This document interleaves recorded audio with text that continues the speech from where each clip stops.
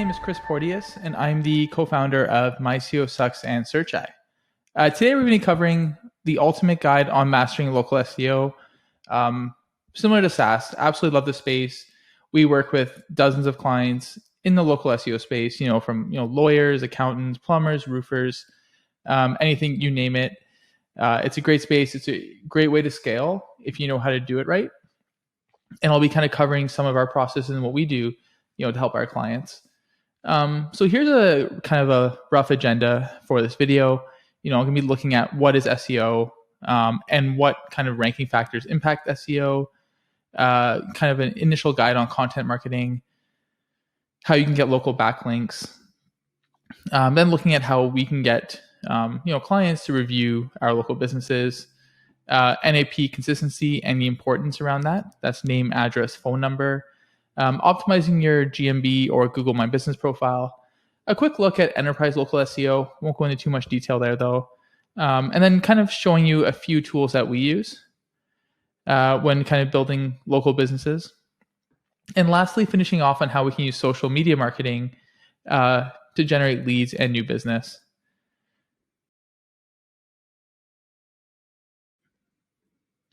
So what is local SEO? So if you're running a business that caters to a local audience, local SEO might be the best way to market your products and services. So basically it's capturing, at least in the terms of what we do, it's capturing search market share or searches from kind of location specific keywords. So, if you're a roofer and someone searches Toronto roofer, you'd be coming up in local search and capturing leads that way. A couple benefits of local SEO and why it's so important. 46% of all Google searches are local, and 97% of consumers search online for a local business. So if you think of even yourself and how you find businesses, if you were to look for a lawyer, you're typically searching, if it's family lawyer, family lawyer Toronto, or family lawyers, top family lawyers, best family lawyers, or maybe you're looking at, informational keywords on I'm looking for a divorce or something like that in the context of family lawyers. And then that would also bring up, additional kind of local search and local businesses. So what kind of businesses need local SEO? So in short, kind of anyone who's targeting a specific city or location can use local SEO. Law firms, for example, absolutely fantastic. A large percentage of new queries for law firms come from online searches. And a few examples being, divorce attorney in Florida, real estate lawyer in Philadelphia, family lawyer in Ottawa. Here's an example of one from Harper Dimmerman site, building a specific location landing page. This one's targeted for real estate law in Philadelphia. Plumbers and plumbing companies. Here, plumbers in New York. You're coming up in Google Maps, organic search results. Again, huge opportunity for new business. Medical services, so doctors, medical practitioners, urgent care clinics, healthcare services can all benefit from this. Local restaurants and bars. That's a very unique one too, because not only are you targeting Google My Business, Google Maps, as well as piggybacking off, listicles and things like that. There's directories like Yelp, Yellow Pages, Foursquare, that you also want to optimize for. Real estate. And this could be both for agents, brokerages, developers, etc. A few long tail search term keywords include, buy home in Beverly Hills, homes for sale in Brentwood, Los Angeles, house for sale in Santa Monica. So a lot of opportunities here, regardless of what, local business or local space you're in. Odds are that you could use local SEO. So how do you do local SEO? So I'll kind of cover in depth, throughout the chapters, kind of more how-to guides on what you can do to improve certain areas. But in short, there's content marketing for local SEO. So building localized content. That could be local landing pages. For example, if you're a real estate lawyer, have yourfirm.com/ real estate lawyer Toronto as an example, and building a page around that.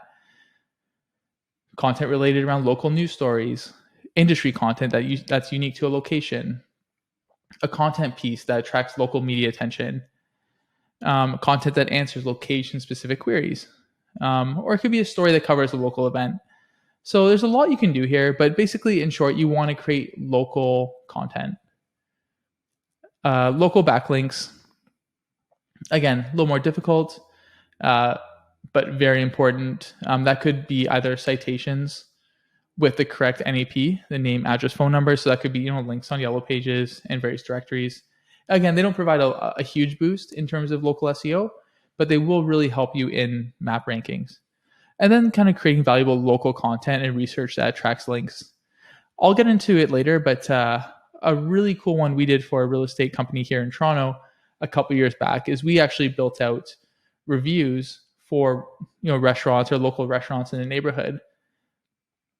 So we'd send someone there, they try the food, they write a review, typically be well ranked or pretty high rating, and we'd reach out to the restaurant and say, hey, we have a review on you. We love if you can share it with your readers.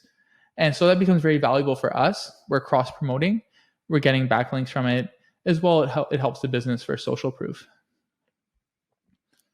Google My Business optimization. So we'll have a chapter on this later on, but basically it's optimizing your Google Maps profile through Google My Business, making sure you're using and leveraging all its features, you're showcasing information, you're using the posts, you're keeping it up to date, and you're adding all your products and services in as much depth as possible.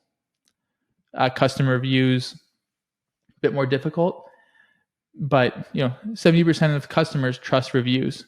So it's a very great use of social proof if you're marketing your business. If you're looking at a business that has, it's a pizza shop that has 1,000 reviews at 4.5 stars versus another pizza shop with 5 reviews, chances are you're going to be calling the one with that 1,000 plus reviews on its profile. Website optimization, it plays a part.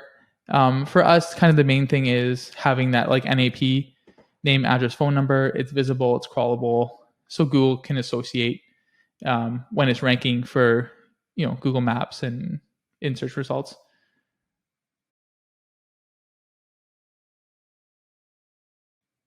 Chapter 2, what impacts local SEO? So what ranking factors come into play? So in maps, as you expect, distances is one of them. If I'm searching from downtown Toronto for a restaurant, odds are downtown restaurants are going to appear. There's also relevance. We use an example here, nearest Nike shoe store.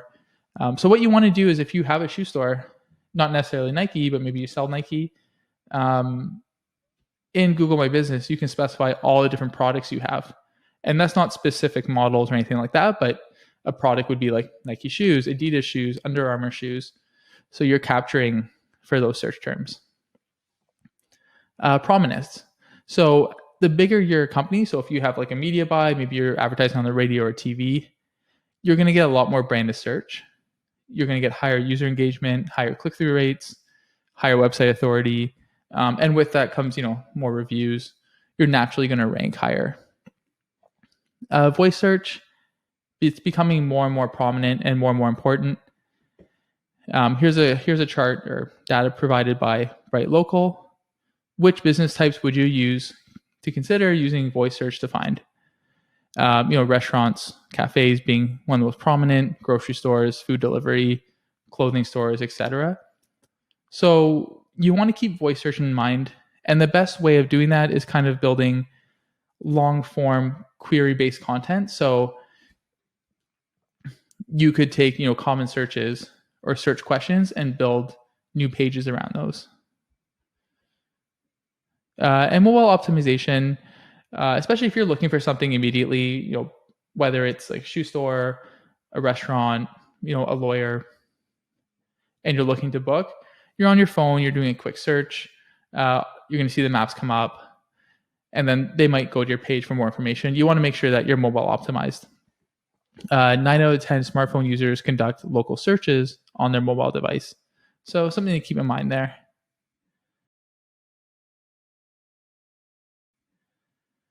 Chapter 3, content marketing for local SEO. So as I kind of mentioned earlier, one of the most, I think one of the easiest wins is turning FAQs into content pieces. So that's going to help you with Google Voice. It's going to help you with question-based queries in search. It's also going to help you, capture rich snippets, position 0 in Google. So a few examples you can look at are: how long does it take to buy a home?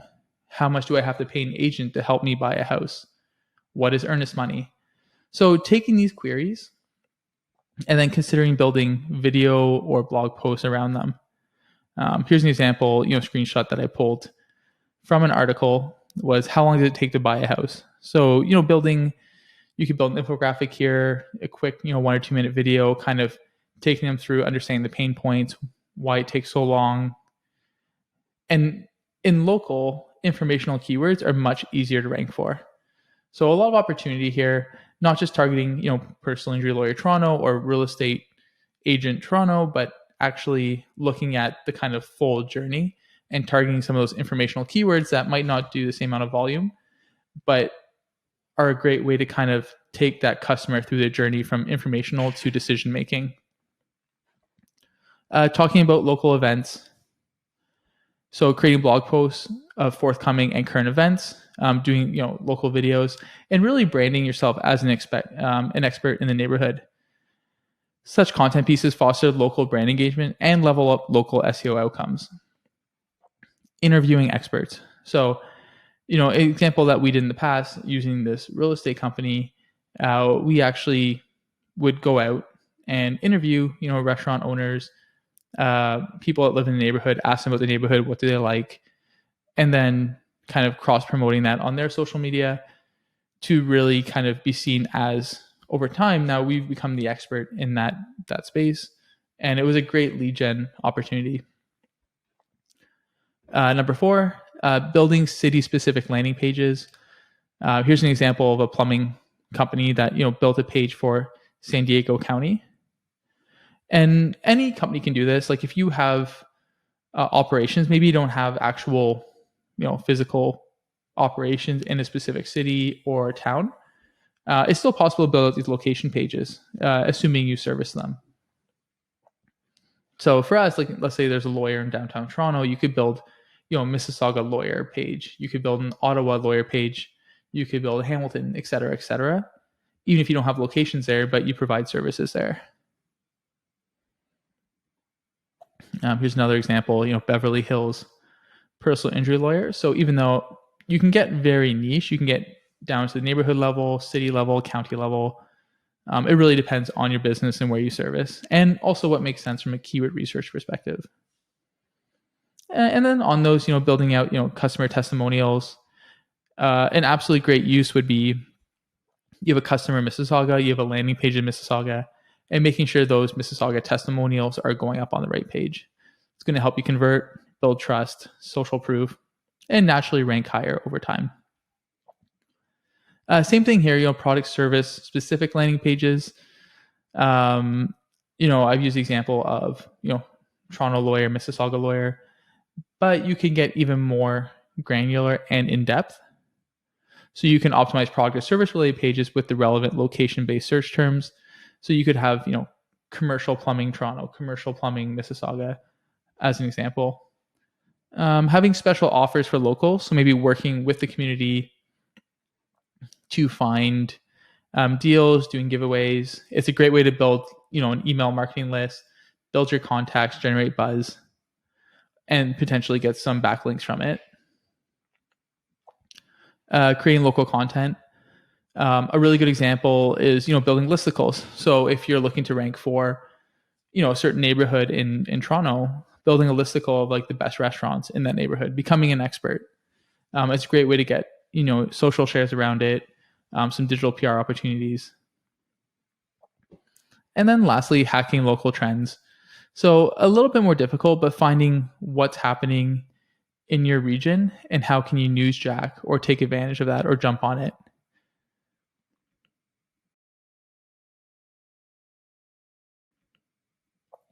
Chapter 4, how to get backlinks. So Bright Local conducted a study, how effective is link building for boosting local business search rankings? In 2019, 63% of people said very effective. 0% said ineffective, and 0% said not very effective. So backlinks are extremely important in terms of ranking and building authority. And that's not just in local SEO, but that's across the board, SaaS, affiliate, e-commerce, enterprise, etc. What is a good link? So not all backlinks are made equal. Local link building can be very tricky, but a few simple rules, making sure there's visibility amidst your target audience, referral traffic back to your site, and positive online reputation. How to get local backlinks. Now, for us, we'd be one of the larger, link building companies, at least in North America. We do thousands of links a month for our clients. It's difficult. It's very time consuming. We have a full team. We have about 15 people full time just reaching out to various news sites, various bloggers, influencers, and it is extremely difficult. So what you want to do, you want to cut through the noise. And if you're someone who has some reputation in the local space, take advantage of that. Reach out to people on Twitter. Reach out to journalists, local journalists that you might have connections with. You're going to get a much higher success rate than what we do. We're kind of mass email marketing. It's not as local. It's not as high touch, but it helps us scale. That same approach doesn't work in the local space. Do something newsworthy. I use a really good example. So my dad, he's a real estate agent. Back when I was younger, he used to deliver pumpkins to all 12 to 1,400 homes for Halloween every year. So he would actually bring, pay kids in the neighborhood to help him deliver all the pumpkins. And then he would invite media for like a photo shoot. Back then, online wasn't as big. So he was getting mentions in the press, but not necessarily online with backlinks at that time. But it worked really well. It was great for reputation. Everyone in the neighborhood read it, and it became a really good lead generation source. So do something newsworthy that is different, unique, and then leveraging that for kind of PR opportunities. Sponsoring a local event or charity. With all of our clients, what we try to do is, or emphasize or encourage, looking at the charities we support and not necessarily use that as, a way to advertise, but how can we maybe get links on their sites, like, donors include, so-and-so, or maybe writing up a press release and then putting it onto a charity's website that we support. Again, a lot of opportunities here to get out in front and to get backlinks. Creating local resource pages. So for example, if you're a real estate agent, possibly having kind of a maps where people can see homes for sale. That could be, you could also do in-depth guides, white papers, case studies, local restaurant reviews or bars in your city. Local awards and recognitions work really well. If you want to see what's available, here's a few kind of keyword modifiers or operators we use. Best of, state or city plus nominate plus entrepreneur, city name plus nominate a business. And then use business connections. If you're a local business, odds are you're involved in like a business improvement district, or potentially other types of business groups that you can use to leverage. So look at what you have available to you, reach out to them, and see what you can do to get backlinks, to get some digital PR. Building citations, extremely important if you want to rank in Google Maps. So, and you want to also make sure your NAP, or name, address, phone number, are consistent.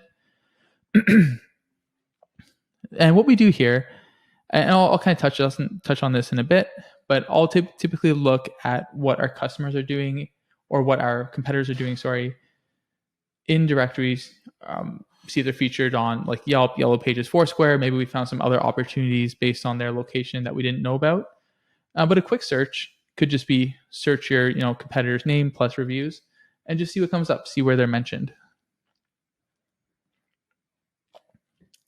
And then how to find local link building opportunities. So keeping track of local SERP results. So for example, we're in Toronto, and let's say we're a bakery.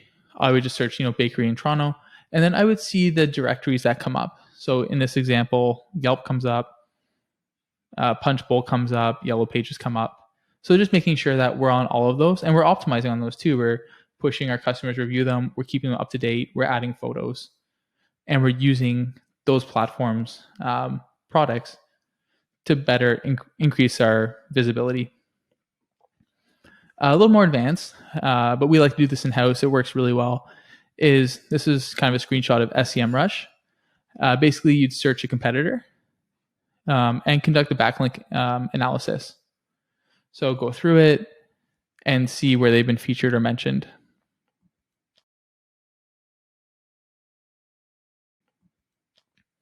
Chapter 5, how to get reviews for your local business. So this is very tough. Getting positive reviews can be challenging. I know for a lot of companies, getting negative reviews are incredibly easy, unfortunately. But a few things you can do to really improve that is build out in-store signage. How was our visit? And what we do here is we typically like to direct customers to a landing page we created where we'll pre-screen them. So go to reviews. Example, here's New Hope Railroad. You would go to the review page. It would ask you a few questions. How would you rate us? And then if it's a 5-star, it could direct you to certain platforms that you're looking to get ratings on. Using social media to request feedback. So depending on the company, are you pushing them to Facebook to review your product or leave a comment, and even getting them to join your Facebook page or Facebook group, and then leveraging them and reaching out to them that way. Making sure you're always nice and responding to reviews. Sometimes you'll get hostile reviews. It happens. It is what it is. And it's important just to hear them out and see what you can do and take that input to improve your operations. So maybe there is some feedback there they just didn't like. And it is what it is. A lot of customers, that they'll not change their minds. They'll not take the review down. But if you're nice and maybe you offer them, how can we fix the problem, et cetera, they may end up taking the review down, taking up on your offer, giving you another chance. So again, just something to think about there. Coach your staff to ask for feedback. This was, I did a podcast on this recently where the person interviewing me asked, what do you think the biggest challenge is with SEO inside of a large organization? And my response was, a lot of companies treat SEO as one kind of pillar of marketing, or just maybe one part of the business, when really it should be ingrained throughout everything we do. Using SEO to see how people are searching keywords when we're building out our products, seeing where people are coming from, who's coming to our site, and those type of people, using the analytics there. There's a lot of information available to us. And with reviews, it's the same thing.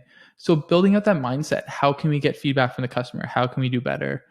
How can we make sure that they're leaving reviews, hopefully positive, but leaving reviews and getting that feedback on various platforms.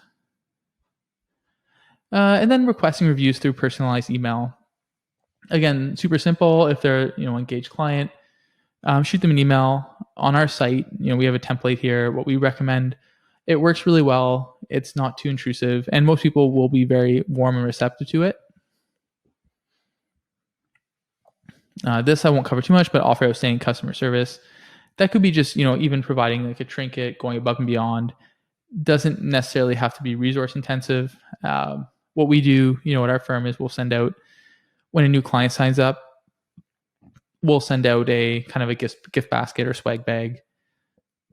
And a lot of time they'll share it. They'll be really impressed. They know we're thinking about them, and just going above and beyond, doing things like that. And the review sites and platforms.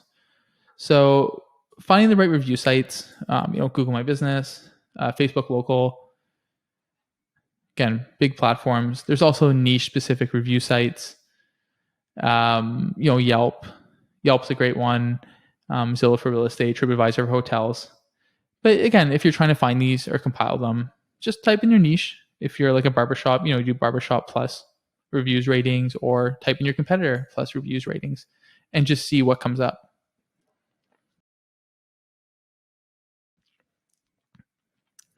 Chapter 6, NAP, or name, address, phone number, consistency. So how you can build accurate citations for local SEO. Studies show that 96% of users turn to their smartphones when they need to get something done, with 87% of those consumers making a search engine their first port of call. So again, a lot of opportunity here, especially in the local space. You want to make sure that your NAP is consistent. And that sounds easier than it is. But there's a lot of things that happen. You know, a change of business location. Maybe you're using a 1-800 number and not a local number. You change your contact number. Maybe an aggregator maybe made a mistake.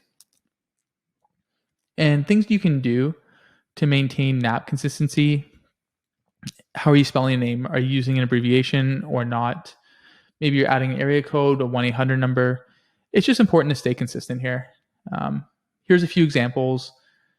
You can see here, this is correct. You know, Casey's NAP cleaning service. Got the wrong phone number here. In this example, this one, they have the wrong address. And this one, the wrong company name. So it happens more often than not. And it's just really important to be consistent.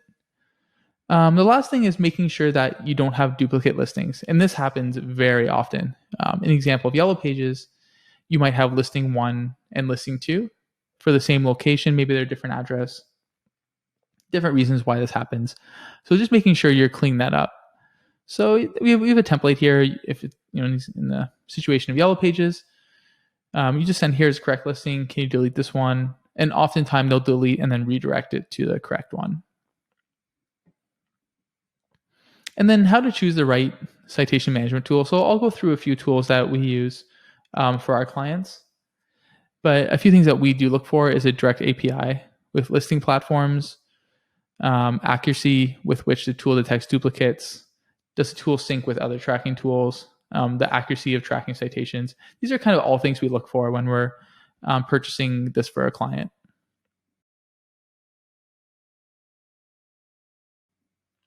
Chapter 7, optimizing your GMB profile. So Google My Business is extremely powerful. If someone's searching you, you know, a branded search, you're going to have the knowledge panel show up on the side. Here's an example. You know, has your reviews, your company name, hours, phone number, photos, map, everything. Extremely powerful, extremely important. And then the other thing is you're going to show up in Google Maps and the Google Local Pack. You know, so here's an example in San Diego looking for plumbers. Top 3 results. This shows up above organic search results. So it's really important, you know, to optimize for this. You could be number 1 for, you know, plumbing San Diego, but you're still going to show up below, you know, the AdWords results and then map results. Another benefit is you're going to show up in Google Maps. So if you're in the Maps app or maps.google.com and you're searching for a location or, you know, a plumber, you want to really make sure that you have a clean profile and you're optimizing for this. So I won't go into too much about setting it up. It's pretty straightforward. You know, you go to google.com/business, kind of fill everything out here. Make sure you choose kind of the right categories. And then you really want to take advantage of the features that Google provides. So you want to make sure you're including a business description, your opening hours, attributes, special hours, etc. High resolution photos. You're managing and responding to reviews. And then you're adding questions and answers. So Google has this really cool Q&A where a client or potential user can ask a question, you can answer it, and it shows up inside of your GMB. And then you're publishing content using Google Posts. So here's a recent post by Barbara Oliver Jewelry. Really cool. It shows up in Google My Business. But the most important thing is the more you're engaging with your GMB and the more you're using it, the more you're updating it, you are going to naturally rank higher. So you want to make sure that you're using all the features available and then going from there.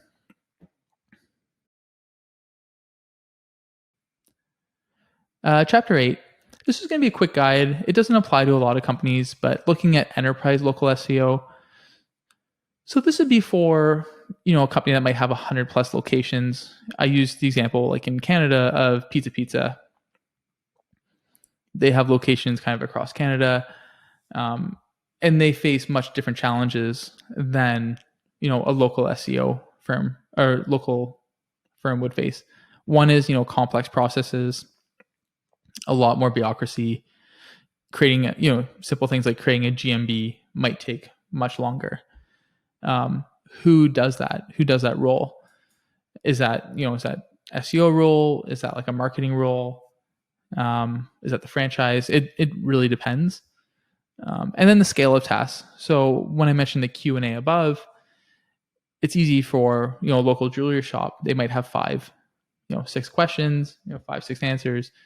In this case, you could have, if you had 100 plus locations times 5 to 6, you're looking at 500, 600 Q&A. And one big no-no of enterprise local SEO, and this also applies to local SEO if you have multiple locations, you don't want to link in citations and directories.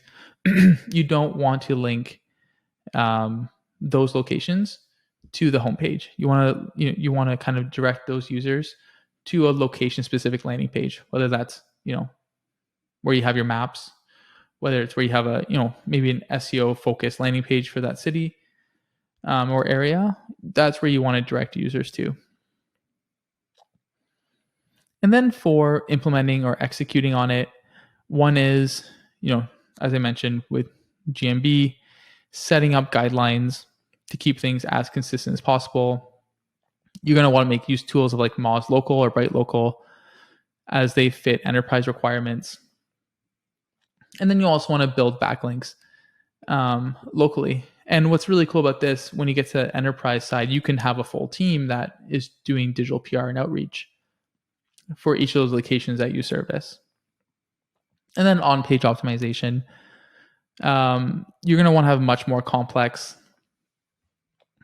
map strategy, location strategy, being able to easily search across hundreds of locations. Very important.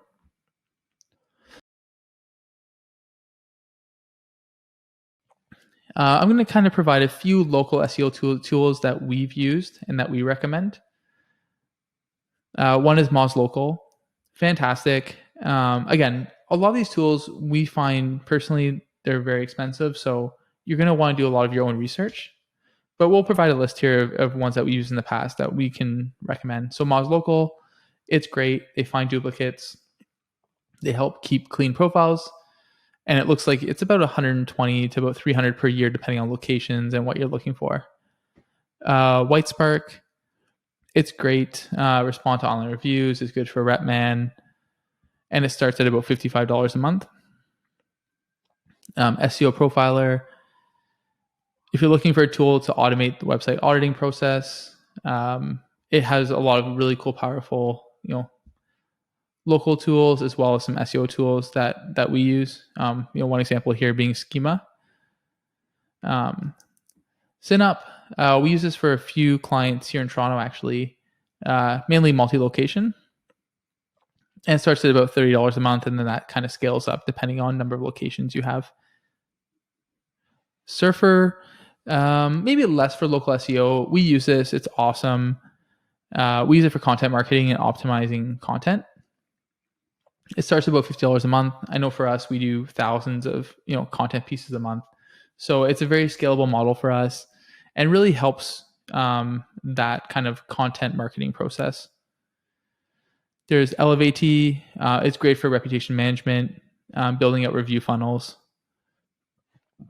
Yext, it's a good enterprise platform, very expensive, but works quite well. But again, I think it's a little too feature rich if you're a small business. GeoRanker, this is good if we want to find kind of how we rank across different search results. We use this. We use their API in our reporting. It's great though. Great service. ZipSprout. This is really good for kind of locating sponsorship opportunities in the local space. The platform has a database of sponsorable organizations in 1,000 plus US cities. So it works really well on the digital PR side.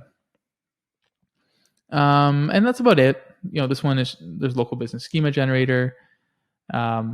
Again, we use that on location pages, but with WordPress now, there's a lot of plugins that will automate that process.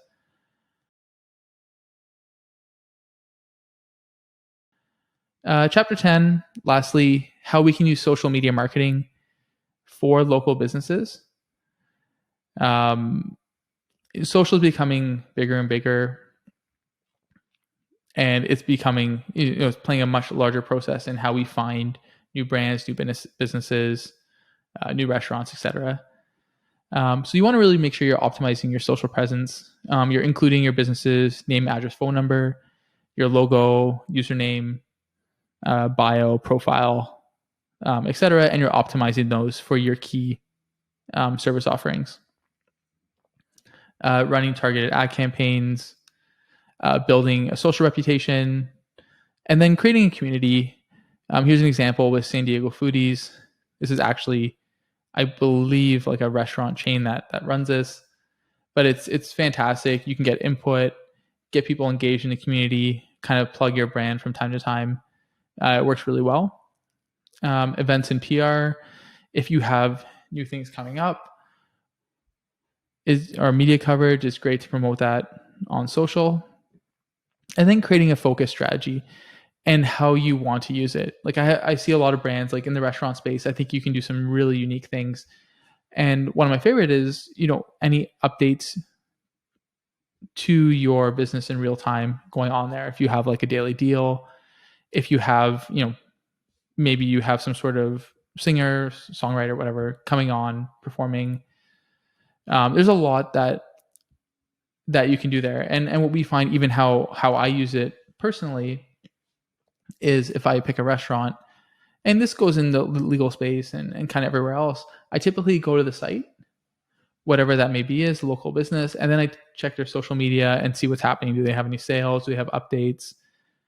Especially with COVID now, there's kind of so many different things that are going on. A lot of businesses are shutting down. So I'm always using social media for updates and then using a website to actually find the brand. So it really depends on what you're trying to do with it and your resources. If you have a lot of time to spend on social media, creating videos, creating content, photos from your business, you can use it much differently than someone who's maybe it's an afterthought. If big things come up, they'll post on it. But it really depends on your comfort level and resources. Lastly, building an audience. Giveaways work extremely well. Reaching out to local communities, maybe giving away free product, gift cards, etc. And then cross-promoting that with other Facebook groups. For example, I showed you San Diego Foodies. If you're a restaurant, you could be offering a $100 gift card contest or giveaway for anyone who joins your Facebook group between a certain time, or posts or shares or whatever it is. And that covers the social media side. As always, that covers the guide. If you have any questions, I'll be posting this on our Facebook digital marketing group. You can provide any questions in our chat on this page. I'll be here to kind of answer anything you have. As always, best of luck. If there's anything that I can help with or my team can help with, we're always here. And thank you for listening. Take care. Bye.